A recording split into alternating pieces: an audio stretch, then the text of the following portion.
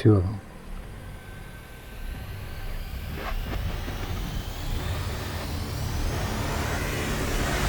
I'm Casey Anderson.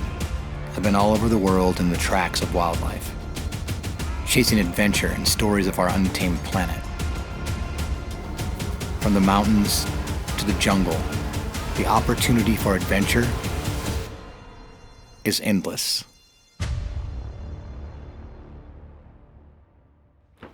Over the last 48 hours, I've been traveling from my home in Paradise Valley, Montana, across the world to one of the most remote, wild places on Earth. Our first stop is the bustling city of Kathmandu. From here, we hopped a domestic flight with an epic view of the Himalayas. We landed in Nepal, a 2-hour ride in a van, and we reached the remote village of Takdwara. There's a lot of wildlife that call this region home, but there's one animal that's held to the highest regard: the Bengal tiger. Takdwara butts up against Bardia National Park, one of the last tiger strongholds in Nepal. From the village, tourists go on safari in Bardia, on a mission to see the Royal Bengal tiger. But when on safari, the local guides tend to stay in a 16 square mile chunk of Bardia, close to the village, and rarely do they venture out into the vast, untouched wilderness to the east that spans over 370 square miles.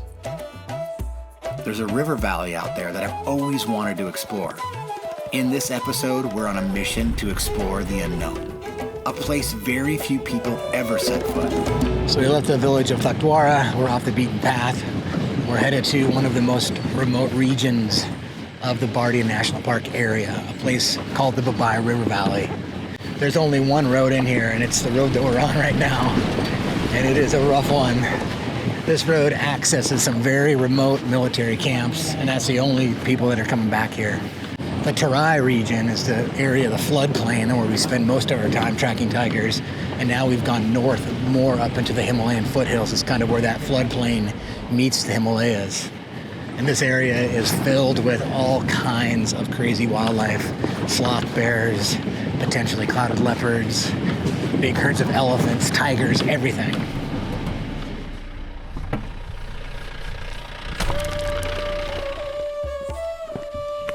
So even though we're in the foothills, there's still tigers running around out here. Almost every patch of dust or mud that I've seen as we've been driving for a couple hours now, I've seen exactly this. A brand new tiger track headed the same way we are. So we have definitely not left tiger country. In fact, I feel like we are in the middle of it. Still got a couple more hours. The sun's going down, so we gotta keep going. So for the next few days, we're gonna put in a base camp along the river. That's what you see here. All these guys that are with us are gonna be part of our camp crew. They're actually gonna drop us off in this vehicle for the next several days and leave us there without the vehicle and all this gear. We'll have a base camp along the river, and that will be our anchor point of where we're gonna be going out and doing a lot of exploration. No one really does this. It's really an area that just very few people go. And that's right up my alley for sure. Here we are. Yeah. Home sweet home. Yeah. This is Deepak. He's a local wildlife photographer, a tracker, and a good friend. He'll be with us for the next several days as our guide. Yeah, we're finally here right on the edge of the Babai River. So we're gonna camp for the next few nights. Time to do the camp setup, get all the gear out of here, and then send the truck and two guys home.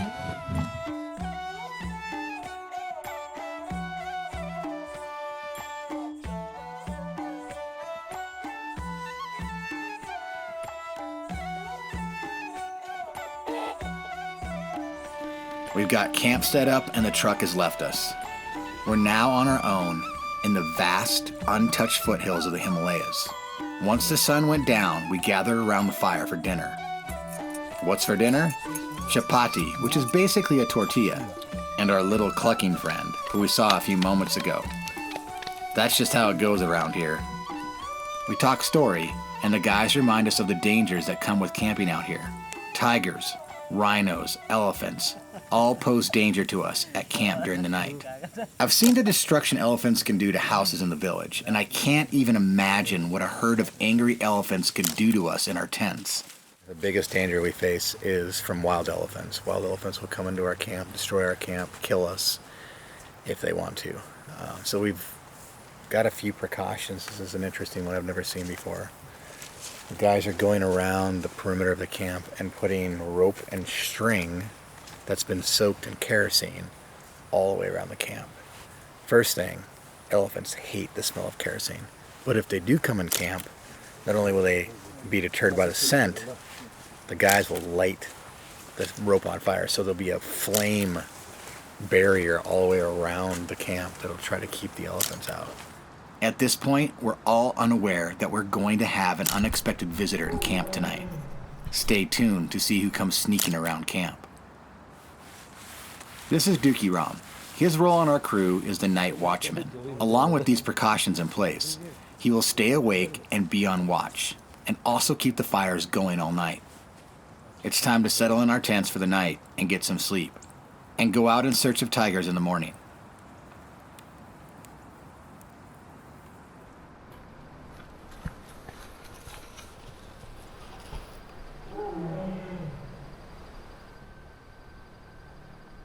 Out.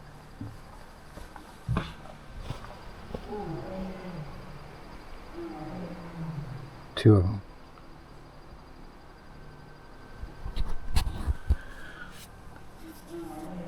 Hear that? That's tigers calling to each other. I'm in my tent.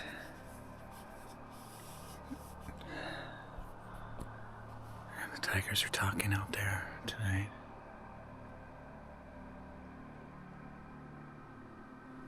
It's awesome to know there's tigers just outside of camp, and at the same time it's kind of freaky.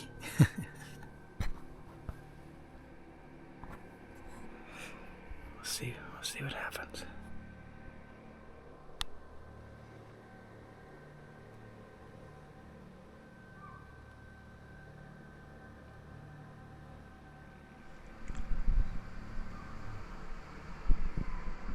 It's midnight.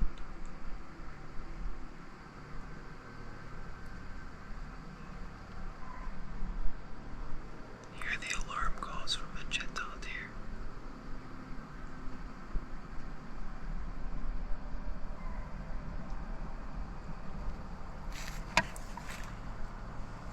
They're coming from back there.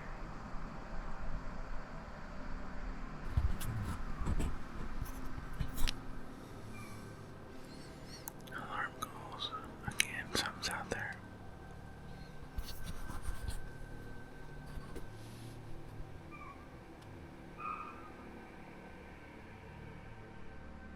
The chital make very specific alarm calls towards tigers, and that is the tiger alarm call.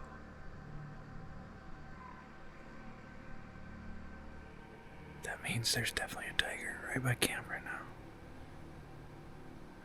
Yeah. They don't alarm unless there's a tiger. So there must be a tiger right by camp right now.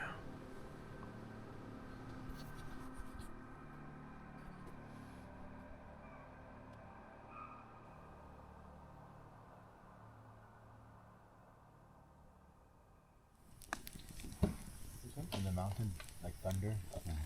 In the morning, we're able to see just how close our visitor got last night. Even the most elusive of animals will leave a footprint. This one, Yeah. this one, return. Just Back and forth. Fresh tiger tracks around camp. Walk back and forth. So tiger came into camp last night, saw the camp, turned around, and then walked back out that way. And around midnight we heard some chital deer calls over in this direction too, so that's probably what they were alarming at. It's crazy to think that last night, while everybody was sleeping in camp, and our night guard was probably right there by that fire, just there in the tall grass, a tiger walked up, looked at our camp, assessed the situation, probably watched the night watchman walk around or stand by the fire, and then just snuck off in that tall grass. It's pretty humbling just to think that there was a tiger in camp last night. It's pretty awesome though, too. That's why we're out here. As we wait for the morning fog to clear, we hear the all too familiar alarm we were listening to last night. This will give us a great starting point on our search for this tiger.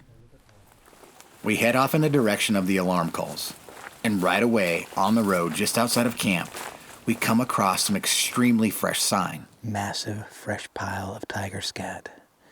And I've noticed that there are fresh tiger tracks over our tracks from yesterday. So I'm starting to wonder, are we tracking the tiger, or is the tiger tracking us? There's a truth about tigers, and that truth is they don't like to be seen.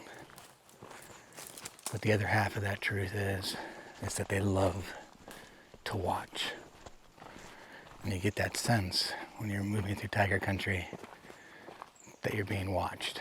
Now, I get that sense a lot in nature, but never as strong and as deep as you do when you're in tiger country, because you know that they're just hiding and watching when you walk by.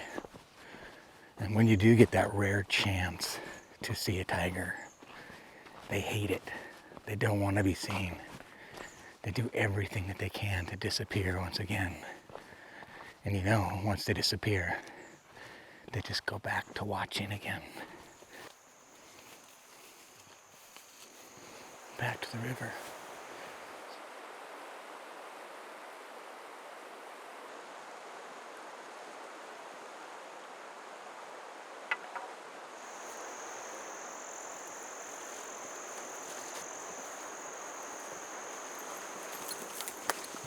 It just blows my mind to see so many tiger tracks. Literally everywhere we go, we just step on tiger tracks. There are so many tigers here. I'm just trying to put it in perspective. And if I'm walking around Montana looking for mountain lion tracks, I might get lucky to see one a week if I'm looking hard.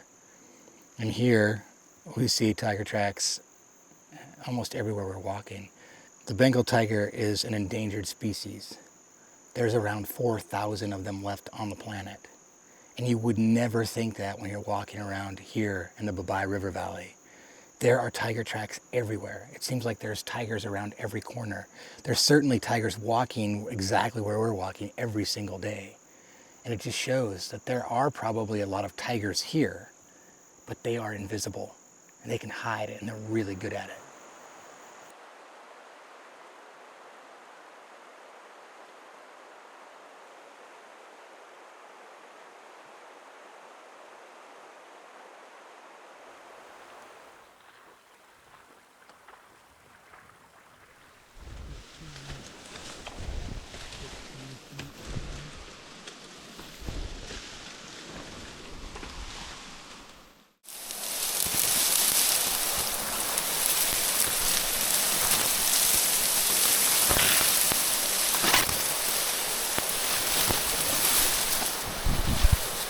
Deepak's got the worst part of the job. He's breaking trail.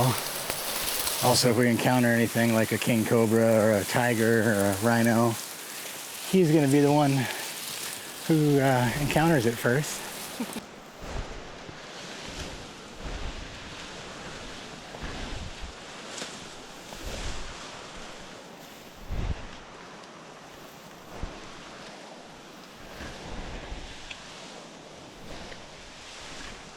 Then, just like that, we emerge back on the riverbank and walk along the rocks for a while. It's getting late in the day. We've been trying to figure out where this tiger is all day, and we haven't had any luck. Saw lots of tracks, fresh tracks everywhere. It's almost like this tiger's playing games with us. I don't know if we're gonna actually get to see this tiger or not, but got a little bit of daylight left. We're in a pretty good spot. This is when tigers start moving around. And at this point, we just gotta hope to get lucky. Maybe cross this tiger's path. Gotta keep trying.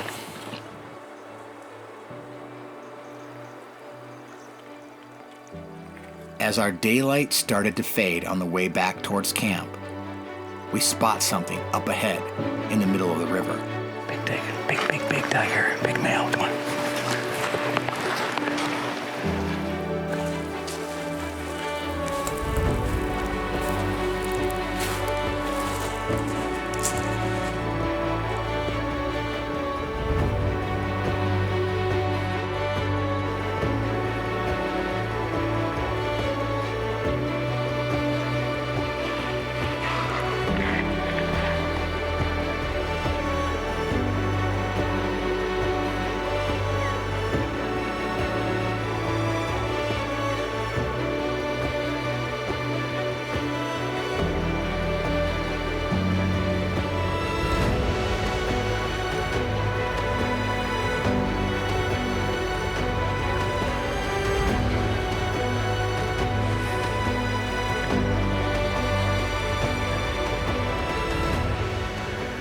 Never gets old seeing a tiger in the wild like that.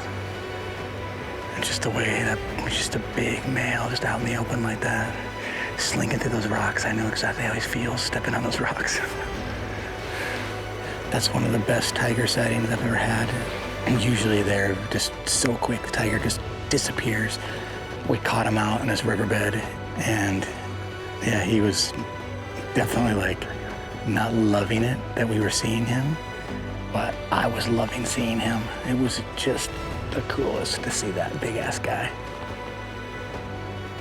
Seeing a tiger like this in the wild never gets old. Every time I see one, I have to remind myself that this might be the last wild tiger I ever get to see. And I really cherish every second when I get a glimpse into their secretive lives. I'm glad we're able to capture these special moments in the most remote corners of the earth and share them with you. Make sure to subscribe and stay tuned for the next adventure.